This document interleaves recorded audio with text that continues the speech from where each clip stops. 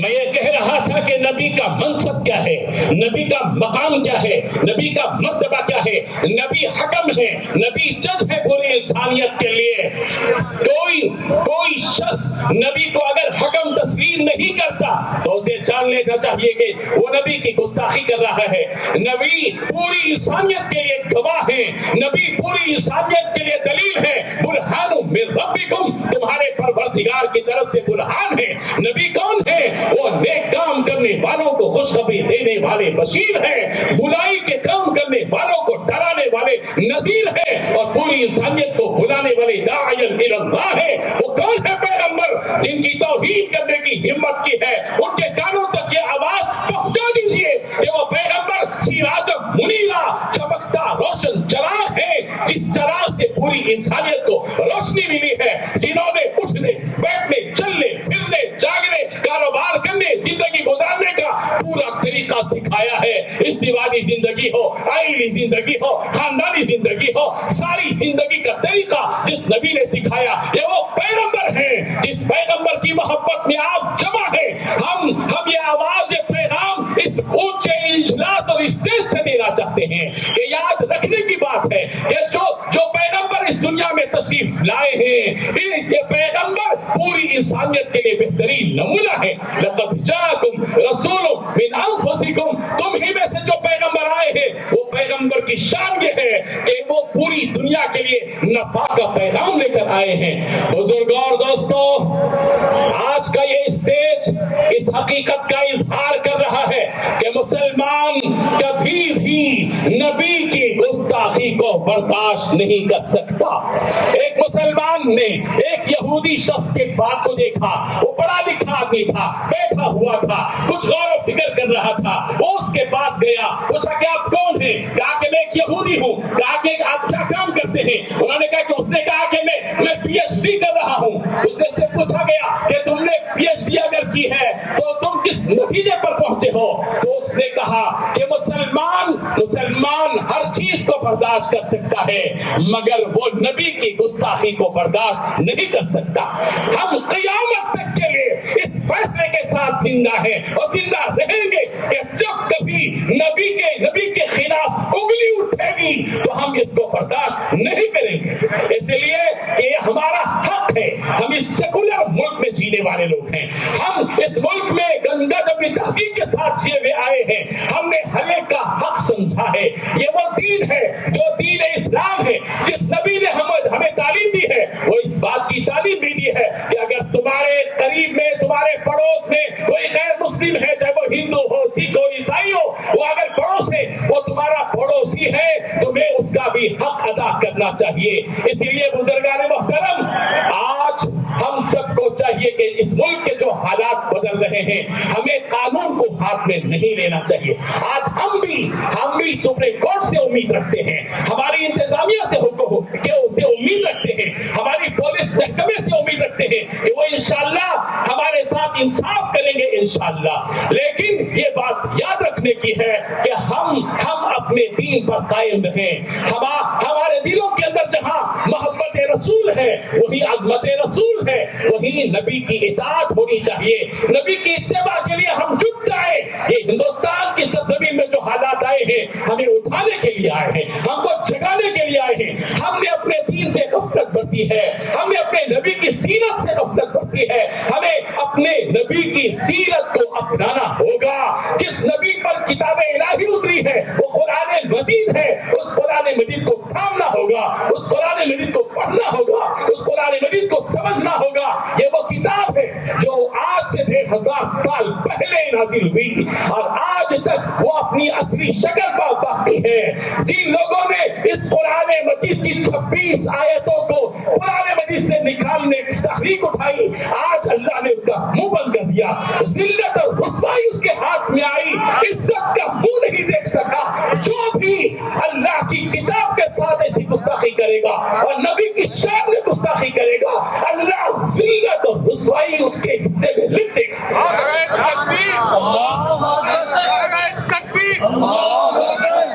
بزرگوں اور دوستوں، یہاں وہ لوگ بھی ہیں جن کی اولاد ہے، جو ماں باپ ہیں.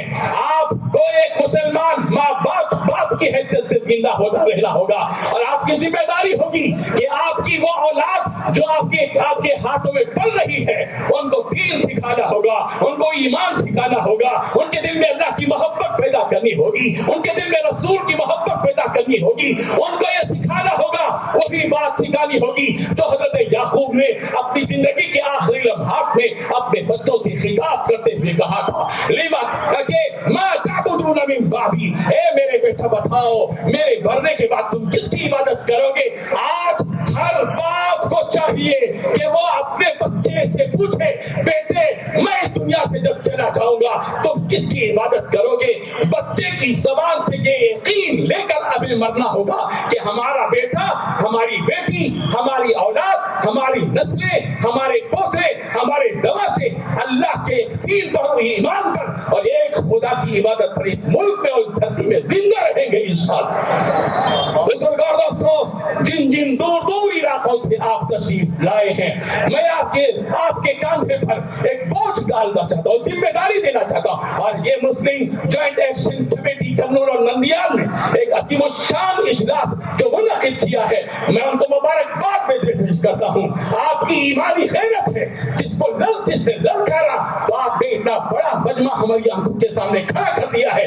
میں آپ تمام سے درخواست کرتا ہوں، اپنے علاقے میں کلکٹر ہو اور ڈی جی پی ہو اور جو بھی ہو، کلکٹر اور کمشنر ہو، وہاں جائیں، ایک محضر تیار کریں، میمورنڈم پیش کریں، یہ آپ کا کام ہے، آپ کی ذمہ داری ہے۔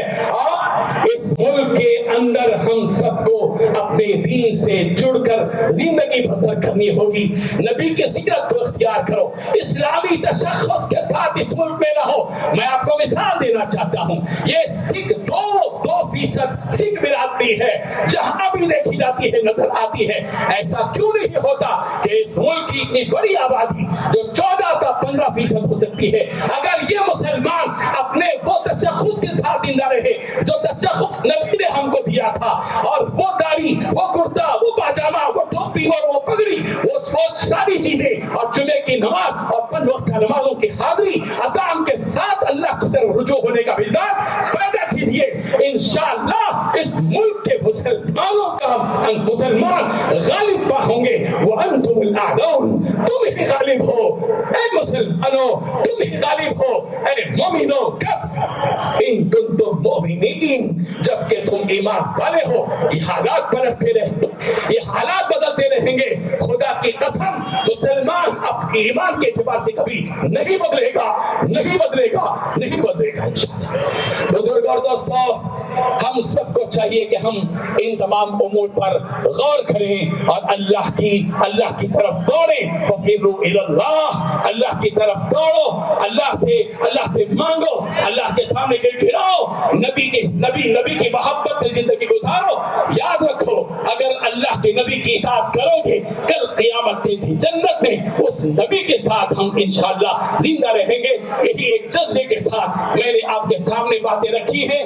بہت ضرورت اس کا تقاضا ہے اور وقت کا تقاضا ہے، وقت کا تقاضا ہے کہ ہم ان تمام امور پر غور کریں۔ یاد رکھیے، یہ جو حالات بدلتے ہیں، 1400 سال پہلے جو قرآن مجید اترا ہے، اس قرآن مجید نے اس حقیقت کو بتا دی ہے، تلک الایام نداولها بین الناس، یہ دن ہے کہ ہم آپ لوگوں کے درمیان میں الٹتے پلٹتے رہتے ہیں۔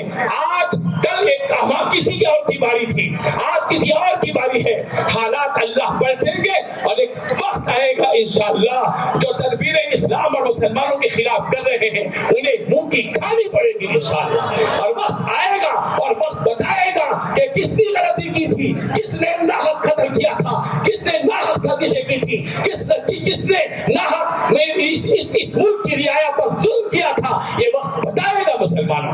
اس لیے قابو میں رہیے، جوش میں آنا یہ کوئی اچھی بات نہیں ہے۔ ہمارے بڑے موجود ہیں، ہمارے اکابر موجود ہیں، ہمارے علماء موجود ہیں، ہمارے مشائخین موجود ہیں، وہ ہماری پوری رہبری کریں گے، ہمیں بتائیں گے کہ کیا کرنا ہے اور کیا نہیں کرنا ہے۔ اور ہمارے علماء اعتدال سے ہٹنے والی جماعت نہیں ہے، ہمارے مشائخ اعتدال سے ہٹنے والی جماعت نہیں ہے، بلکہ وہ انصاف پر، رواداری پر، محبت اور ہمدردی پر، غمخواری پر، الفت و محبت کے دائرے میں رہ کر اس ملک میں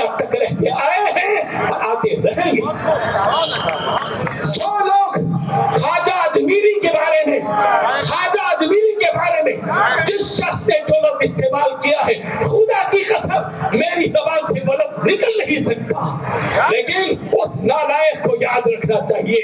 خواجہ اجمیری ہندو، مسلم، سکھ، عیسائی سارے مذاہب کے سارے افراد کے ایک قائد رہے ہیں، ولی رہے ہیں، صاحب کرامت رہے ہیں۔ ان کے حق میں اگر کوئی گستاخی کرتا ہے تو یاد رکھیے اس کو اس کی سزا دنیا میں مل کر رہے گی انشاءاللہ۔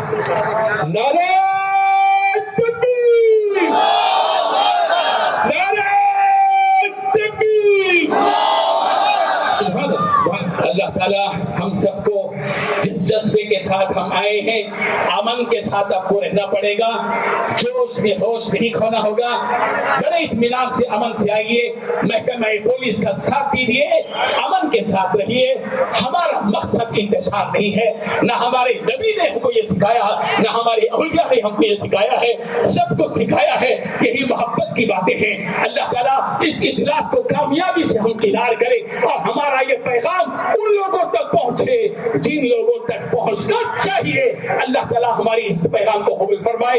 وآخر دعوانا ان الحمد للہ رب العالمین۔ جزاکم اللہ احسن الجزاء۔